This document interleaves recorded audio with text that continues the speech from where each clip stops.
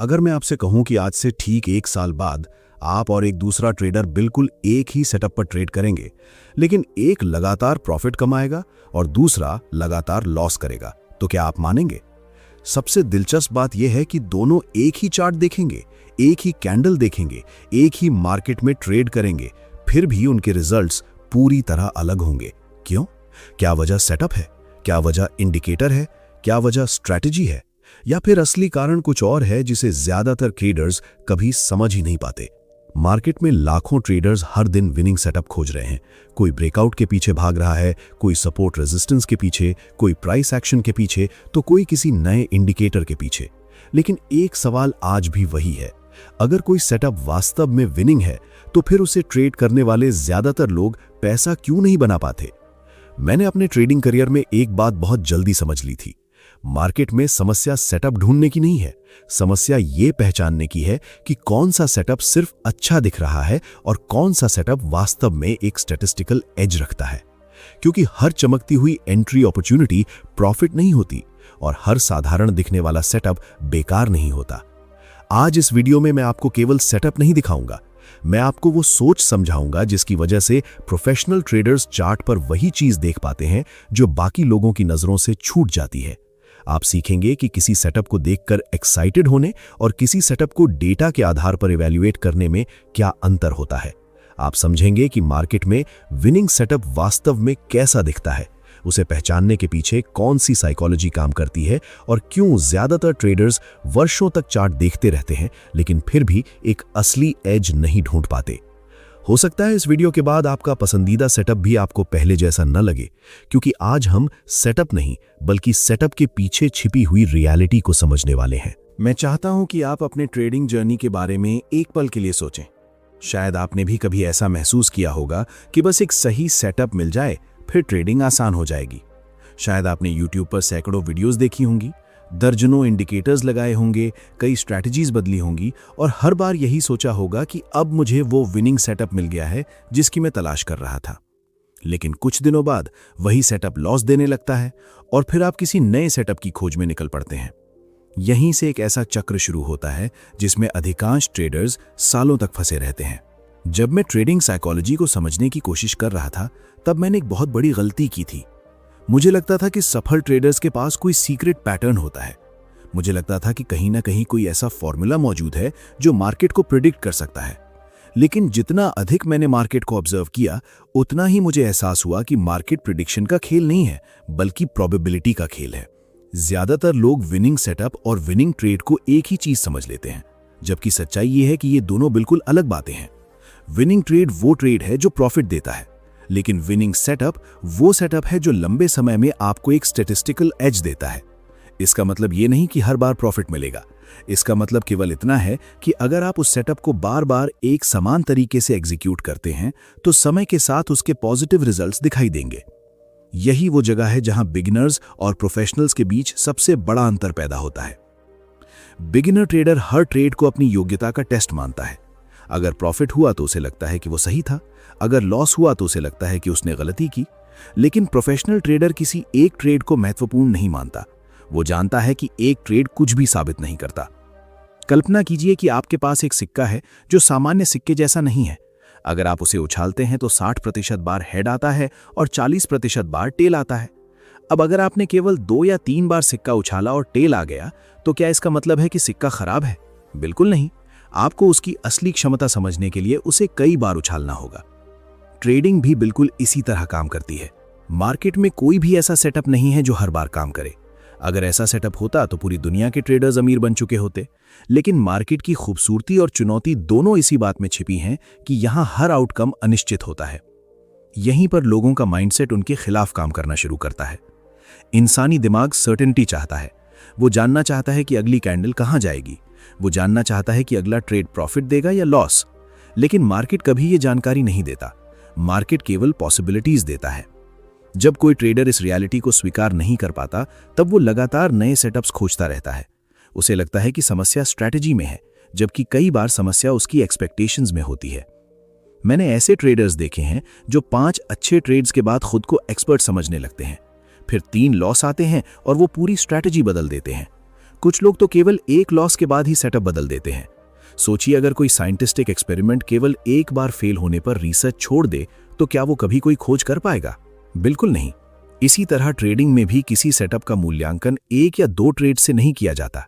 Winning setup की पहचान उसके लंबे समय के बिहेवियर से होती है। उसका मूल्यांकन इस बात से होता है कि वो दर्जनों ट्रेड्स के बाद कैसा प्रदर्शन करता है, न कि अगले ट्रेड में क्या होता है।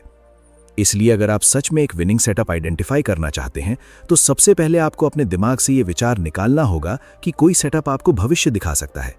सेटअप भविष्य नहीं दिखाता। सेटअप केवल ये बताता है कि इस समय मार्केट में आपके पक्ष में प्रोबेबिलिटी कितनी है। और जब आप इस सोच को स्वीकार कर लेते हैं तब आपकी ट्रेडिंग पूरी तरह बदलने लगती है। आप प्रेडिक्शन छोड़कर प्रोसेस पर ध्यान देने लगते हैं। आप इमोशन छोड़कर डेटा को महत्व देने लगते हैं और यहीं से प्रोफेशनल थिंकिंग की शुरुआत होती है। लेकिन अब एक बहुत बड़ा सवाल पैदा होता है। अगर विनिंग सेटअप का संबंध प्रेडिक्शन से नहीं बल्कि प्रोबेबिलिटी से है तो फिर चार्ट पर देखकर हम कैसे पहचानें कि कौन सा सेटअप वास्तव में हाई प्रोबेबिलिटी अपॉर्चुनिटी है और कौन सा सेटअप केवल प्रॉफिट का भ्रम पैदा कर रहा है? यही वो बात है जिसे हम आगे विस्तार से समझेंगे। अब तक हमने ये समझ लिया कि विनिंग सेटअप का मतलब हर बार प्रॉफिट देने वाला सेटअप नहीं होता। असली विनिंग सेटअप वो होता है जो लंबे समय में आपको एक स्टैटिस्टिकल एज देता है। लेकिन अब सबसे महत्वपूर्ण सवाल सामने आता है। जब चार्ट पर दर्जनों पैटर्न्स, कैंडल्स और सिग्नल्स दिखाई देते हैं तब हम कैसे पहचानें कि कौन सा सेटअप वास्तव में हाई प्रोबेबिलिटी अपॉर्चुनिटी है और कौन सा केवल हमारी उम्मीदों का भ्रम है? यहीं से चार्ट पढ़ने की असली कला शुरू होती है। मैंने अपने शुरुआती दिनों में एक गलती बार बार की थी। मैं चार्ट को देखने नहीं बल्कि प्रॉफिट खोजने बैठता था। सुनने में यह बात सामान्य लग सकती है, लेकिन यही सोच अधिकांश ट्रेडर्स को नुकसान की तरफ ले जाती है। जब आपका ध्यान प्रॉफिट पर होता है तब आपका दिमाग उन चीजों को भी सेटअप समझने लगता है जो वास्तव में सेटअप होती ही नहीं है। आप किसी कैंडल में सिग्नल देखने लगते हैं, किसी छोटी मूवमेंट में ब्रेकआउट देखने लगते हैं और किसी मामूली बाउंस को ट्रेंड रिवर्सल समझने लगते हैं। इसे साइकोलॉजी में कंफर्मेशन बायस कहा जाता है। आप वही देखने लगते हैं जो आप देखना चाहते हैं। यही कारण है कि दो ट्रेडर्स एक ही चार्ट देखते हैं और दोनों की राय अलग अलग होती है। एक बाय करना चाहता है और दूसरा सेल। चार्ट तो एक ही है, लेकिन दोनों के दिमाग अलग अलग कहानियां बना रहे हैं। प्रोफेशनल ट्रेडर्स यहां एक अलग काम करते हैं। वे सबसे पहले सेटअप नहीं देखते, वे कॉन्टेक्स्ट देखते हैं। क्योंकि सेटअप की ताकत केवल पैटर्न में नहीं होती बल्कि उस एनवायरनमेंट में होती है जहां वो पैटर्न बन रहा होता है। मान लीजिए कि आपको एक ब्रेकआउट दिखाई देता है। अब एक बिगिनर ट्रेडर तुरंत एंट्री के बारे में सोचना शुरू कर देगा, लेकिन एक प्रोफेशनल ट्रेडर खुद से पूछेगा, ये ब्रेकआउट कहां बन रहा है? क्या मार्केट पहले से स्ट्रॉन्ग ट्रेंड में है? क्या बायर्स लगातार कंट्रोल में है? क्या प्राइस किसी महत्वपूर्ण रेजिस्टेंस जोन को तोड़ रहा है? क्या मार्केट में मोमेंटम दिखाई दे रहा है? यही सवाल किसी साधारण सेटअप और विनिंग सेटअप के बीच अंतर पैदा करते हैं। चार्ट पर बनने वाला हर पैटर्न एक कहानी बता रहा होता है। प्राइस केवल ऊपर या नीचे नहीं जा रहा होता, उसके पीछे बायर्स और सेलर्स की लड़ाई चल रही होती है।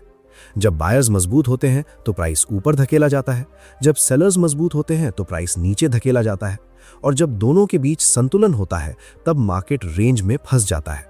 विनिंग सेटअप को पहचानने का मतलब केवल पैटर्न पहचानना नहीं है। विनिंग सेटअप को पहचानने का मतलब है ये समझना कि इस समय मार्केट में कंट्रोल किसके पास है।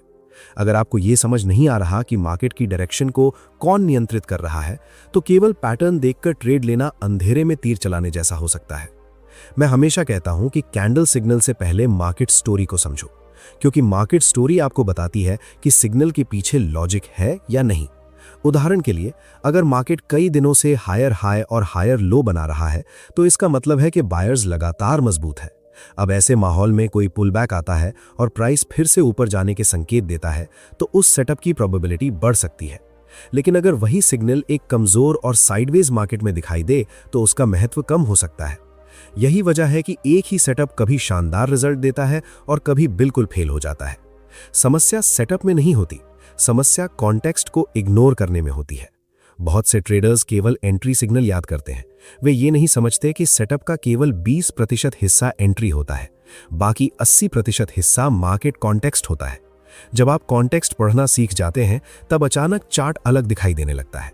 आपको हर कैंडल अपॉर्चुनिटी नहीं लगती, आपको हर मूवमेंट ट्रेड नहीं लगती, आप सिलेक्टिव बन जाते हैं। और यही सिलेक्टिव बिहेवियर प्रोफेशनल ट्रेडिंग की पहचान है। धीरे धीरे आपको महसूस होने लगता है कि मार्केट में प्रॉफिट ज्यादा ट्रेड्स लेने से नहीं आता, प्रॉफिट सही ट्रेड्स लेने से आता है। लेकिन यहां एक और महत्वपूर्ण समस्या सामने आती है। मान लीजिए आपने कॉन्टेक्स्ट समझ लिया, आपने एक ऐसा सेटअप भी पहचान लिया जो आपको हाई प्रोबेबिलिटी अपॉर्चुनिटी लग रहा है, फिर भी एक सवाल बाकी रह जाता है। आप कैसे जानेंगे कि ये सेटअप वास्तव में प्रॉफिट देने वाला स्टैटिस्टिकल एज रखता है या फिर ये केवल कुछ अच्छे एग्जाम्पल्स देखकर आपके दिमाग द्वारा बनाया गया एक भ्रम है? आखिर किसी सेटअप को सच में विनिंग सेटअप साबित करने के लिए उसे टेस्ट कैसे किया जाता है और डेटा हमें कौन सी ऐसी सच्चाई दिखाता है जिसे अधिकांश ट्रेडर्स कभी नहीं देख पाते? यही वो रहस्य है जिसे हम आगे विस्तार से समझेंगे। अब तक आपने ये समझ लिया कि विनिंग सेटअप केवल एक अच्छा दिखने वाला पैटर्न नहीं होता, उसके पीछे मार्केट कॉन्टेक्स्ट होना चाहिए, लॉजिक होना चाहिए और हाई प्रोबेबिलिटी एनवायरनमेंट होना चाहिए। लेकिन यहां एक बहुत बड़ा खतरा छिपा हुआ है जिसे अधिकांश ट्रेडर्स कभी नहीं समझ पाते। मान लीजिए कि आपने चार्ट पर एक सेटअप देखा, वो कई बार अच्छा काम करता हुआ दिखाई दिया, आपने कुछ लोगों को उसके बारे में बात करते हुए भी सुना, शायद आपने 2-4 प्रॉफिट वाले स्क्रीनशॉट्स भी देख लिए। अब आपका दिमाग ये मानने लगता है कि ये सेटअप विनिंग सेटअप है। लेकिन क्या वास्तव में ऐसा है? यही वो जगह है जहां ट्रेडिंग और गैम्बलिंग के बीच अंतर पैदा होता है। गैम्बलर विश्वास के आधार पर निर्णय लेता है, प्रोफेशनल ट्रेडर डेटा के आधार पर।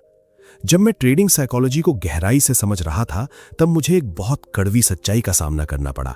मैंने कई ऐसे सेटअप्स देखे जिन पर मुझे पूरा भरोसा था, लेकिन जब मैंने उनके पुराने रिजल्ट्स को एनालाइज किया तो पता चला कि उनमें कोई वास्तविक एज ही नहीं था। दूसरी तरफ कुछ ऐसे साधारण सेटअप्स थे जिन्हें मैं महत्व नहीं देता था, लेकिन उनका परफॉर्मेंस लगातार बेहतर था।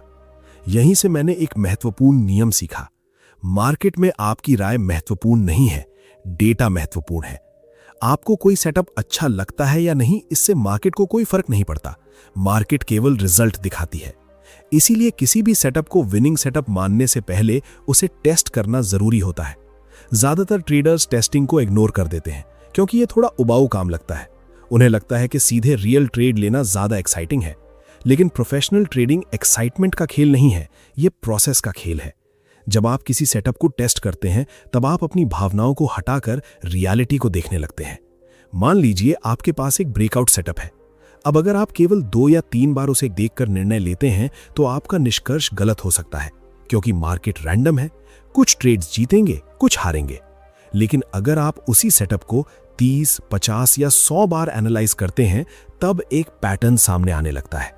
तब आपको पता चलता है कि वास्तव में उसकी विन रेट कितनी है। तब आपको पता चलता है कि एवरेज प्रॉफिट कितना है। तब आपको पता चलता है कि लगातार कितने लॉस आ सकते हैं। और सबसे महत्वपूर्ण बात, तब आपको पता चलता है कि उस सेटअप में वास्तव में कोई एज है या नहीं। यहीं पर अधिकांश ट्रेडर्स एक और गलती करते हैं, वे केवल विन रेट देखते हैं। अगर किसी सेटअप की विन रेट 70% है तो वे तुरंत प्रभावित हो जाते हैं। लेकिन ट्रेडिंग केवल विन रेट का खेल नहीं है। मान लीजिए कि कोई सेटअप 70% बार जीतता है, लेकिन हर बार 100 रुपए कमाता है और लॉस होने पर 500 रुपए गवा देता है। ऐसे सेटअप में विन रेट अच्छी दिख सकती है, लेकिन लंबे समय में वो नुकसान भी दे सकता है। दूसरी तरफ कोई सेटअप केवल 45% बार जीत सकता है, लेकिन हर विनिंग ट्रेड में 3 गुना रिवॉर्ड देता हो। ऐसे सेटअप में विन रेट कम होने के बावजूद प्रॉफिटेबिलिटी ज्यादा हो सकती है।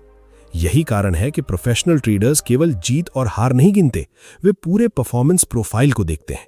जब आपके पास पर्याप्त डेटा होता है, तब आपके अंदर एक अलग तरह का सेल्फ कॉन्फिडेंस विकसित होने लगता है। ये सेल्फ कॉन्फिडेंस किसी गुरु से नहीं आता, ये किसी इंडिकेटर से नहीं आता, ये किसी प्रिडिक्शन से नहीं आता, ये आपके खुद के रिसर्च और टेस्टिंग से आता है। और यही वो क्षण होता है जब आप भीड़ से अलग होना शुरू करते हैं।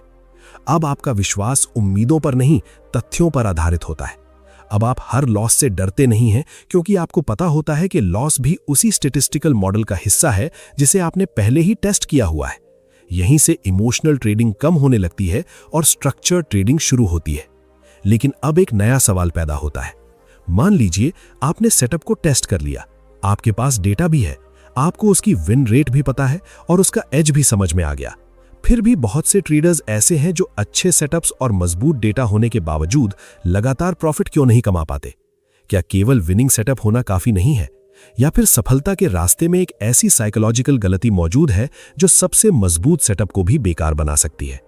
यही वो रहस्य है जिसे हम आगे समझेंगे। अब तक आपने समझ लिया है कि एक विनिंग सेटअप केवल चार्ट पर दिखाई देने वाला पैटर्न नहीं होता, उसके पीछे कॉन्टेक्स्ट होना चाहिए, उसे डेटा से वेरीफाई किया जाना चाहिए और उसके अंदर एक वास्तविक स्टैटिस्टिकल एज होना चाहिए। लेकिन अब हम उस जगह पहुंच चुके हैं जहां अधिकांश ट्रेडर्स की जर्नी रुक जाती है, क्योंकि सच्चाई ये है कि बहुत से ट्रेडर्स के पास अच्छा सेटअप होता है, अच्छा डेटा होता है, यहां तक कि उन्हें अपने सेटअप की विन रेट भी पता होती है, फिर भी वे लगातार प्रॉफिट नहीं बना पाते। आखिर ऐसा क्यों होता है? जब मैंने हजारों ट्रेडर्स के बिहेवियर को ऑब्जर्व किया, तब मुझे एक बात बार बार दिखाई दी। समस्या सेटअप में नहीं थी, समस्या एग्जीक्यूशन में थी। यानी ट्रेडर को पता था कि क्या करना है, लेकिन जब सही समय आया तो उसने वही नहीं किया जो उसे करना चाहिए था। यहीं पर साइकोलॉजी ट्रेडिंग में सबसे बड़ी भूमिका निभाती है। कल्पना कीजिए कि आपने अपने सेटअप को 100 बार टेस्ट किया है। आपको पता है कि लंबे समय में वो प्रॉफिट दे सकता है, लेकिन अब लगातार 3 लॉस हो जाते हैं। अचानक आपका दिमाग बदलने लगता है। अब आपको वही सेटअप कमजोर दिखाई देने लगता है। अब आपको लगने लगता है कि शायद मार्केट बदल गई है, शायद स्ट्रैटेजी काम नहीं कर रही, शायद कोई नया इंडिकेटर लगाना चाहिए, शायद कोई दूसरा सेटअप बेहतर होगा। यहीं से इमोशनल डिसीजन मेकिंग शुरू होती है और यहीं पर अधिकांश ट्रेडर्स अपना एज खो देते हैं।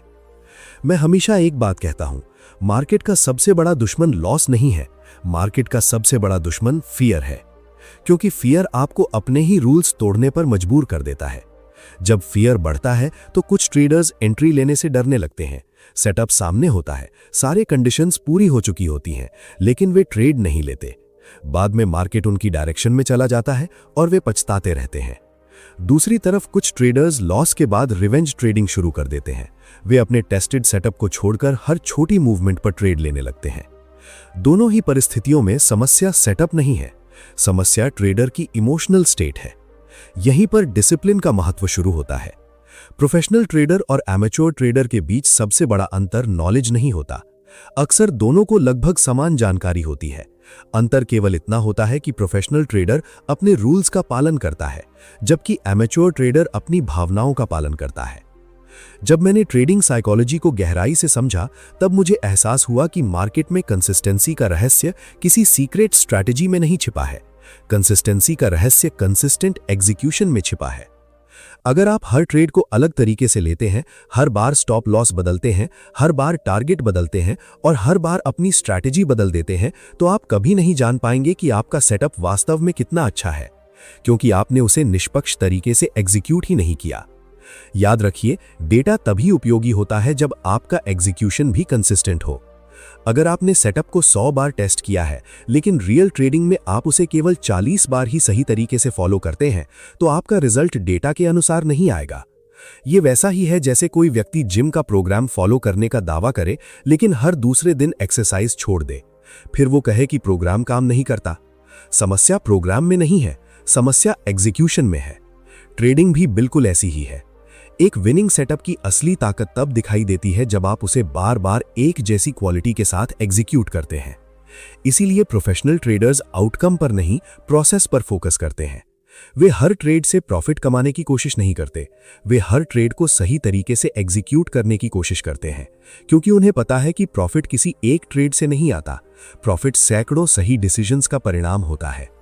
जब आप इस सोच को अपना लेते हैं तो लॉस आपको डराते नहीं है, क्योंकि आप जानते हैं कि लॉस भी उसी स्टैटिस्टिकल एज का हिस्सा है जिसे आपने पहले से स्वीकार किया हुआ है। लेकिन अब एक अंतिम और सबसे महत्वपूर्ण सवाल बाकी रह जाता है। मान लीजिए कि आपके पास विनिंग सेटअप भी है, आपने उसे टेस्ट भी किया है, आपके पास डेटा भी है और आप उसे डिसिप्लिन के साथ एग्जीक्यूट भी कर रहे हैं, फिर भी क्या केवल इतना करना आपको एक सफल ट्रेडर बना देगा? या फिर ट्रेडिंग में एक ऐसी अंतिम समझ भी है जो विनिंग सेटअप से कहीं ज्यादा महत्वपूर्ण है और जिसे समझे बिना अधिकांश लोग कभी कंसिस्टेंट प्रॉफिटेबिलिटी तक नहीं पहुंच पाते? यही वो बात है जिसे हम आगे और गहराई से समझेंगे। अब तक की पूरी चर्चा में हमने विनिंग सेटअप की पहचान, market context, statistical edge, testing और डिसिप्लिन की बात की। लेकिन अब मैं आपको वो बात बताना चाहता हूं जिसने मेरी ट्रेडिंग की पूरी सोच बदल दी थी। जब अधिकांश लोग ट्रेडिंग शुरू करते हैं तो उनका लक्ष्य एक विनिंग सेटअप ढूंढना होता है। उन्हें लगता है कि जिस दिन उन्हें सही सेटअप मिल जाएगा, उसी दिन से प्रॉफिट आना शुरू हो जाएगा। लेकिन वर्षों तक मार्केट को ऑब्जर्व करने और हजारों ट्रेडर्स के बिहेवियर को समझने के बाद मैंने एक बात सीखी। मार्केट में सफल होने वाले लोग सबसे अच्छे सेटअप की वजह से सफल नहीं होते। वे इसलिए सफल होते हैं क्योंकि वे खुद को एक बेहतर ट्रेडर बना लेते हैं। यह सुनने में साधारण लग सकता है, लेकिन यही सबसे बड़ी सच्चाई है। कल्पना कीजिए कि दो ट्रेडर्स के पास बिल्कुल एक जैसा सेटअप है।